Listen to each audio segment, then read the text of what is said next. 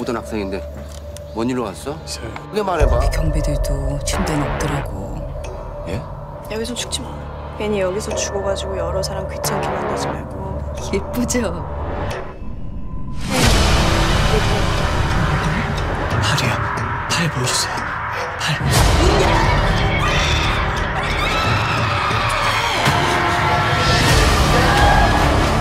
손도 당장 내리라고!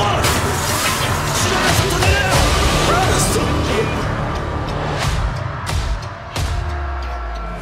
Halo Sobat Turu, dimanapun kalian berada, semoga sehat selalu ya.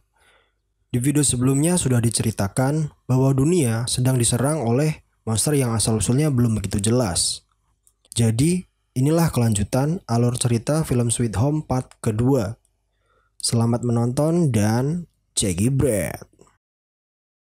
Cerita berlanjut di mana Anyu sedang berjalan dan terjatuh di tangga. Lalu datanglah Sangwoo, yang di belakangnya sudah ada monster wanita di part sebelumnya. Tiba-tiba monster itu pun menyerang dan mencipok Sangwoo. Lalu Sangwoo memukulnya sampai babak belur dan pergi meninggalkannya, termasuk Anyu.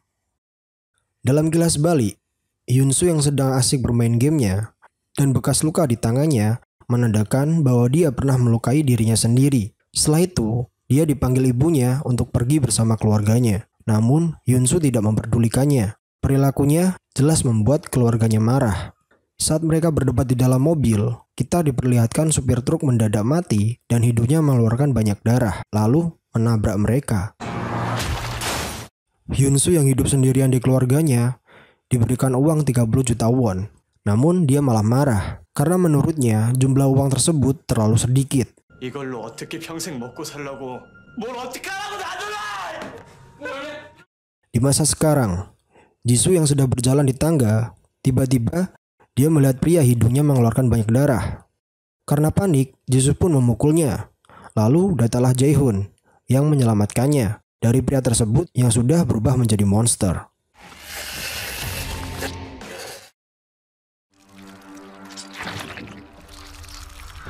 Balik ke Hyunsu yang sudah sadar dan melihat betapa kacaunya suasana di luar sana dan hidungnya mengeluarkan banyak darah. Pertanda bahwa itu adalah gejala dari wabah tersebut karena beberapa orang pun mengalami hal yang sama. Lalu dia membuka internet dan melihat semua orang membicarakan wabah tersebut yang mereka sebut kutukan. Tiba-tiba internet pun terputus. Beberapa saat kemudian, Hyunsu didatangi monster tanpa mata, tanpa otak, tanpa pokoknya. Lalu monster tersebut pergi meninggalkan Hyunsu. Mendadak, sinyal pun terkonek kembali dan semua orang mendapatkan pesan darurat yang berisi kondisi tentang bencana saat ini. Ketika mereka melihat berita di internet, mereka semua menyadari bahwasanya wabah tersebut menyebar ke seluruh dunia. Semua orang pun panik. Beberapa orang ada yang ingin kembali ke kamarnya, namun dicegah oleh beberapa orang di sana karena lebih baik kalau tetap tinggal bersama-sama. Lalu datanglah Sangwoo yang merubah suasana karena badannya yang tergigit oleh monster sebelumnya. Secara diam-diam, bapak-bapak pun menyetrumnya karena mereka mengira Sangwoo telah terinfeksi wabah tersebut. Sementara Jisoo dan Jaehoon menemukan pria yang diselotip seluruh badannya dan disiksa oleh Sangwoo di episode sebelumnya. Dia pun menjelaskan kalau Sangwoo orang yang sangat kejam.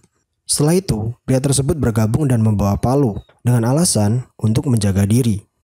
Balik ke bapak-bapak yang tadi menyetrum Sangwoo, yang sekarang ingin membunuhnya.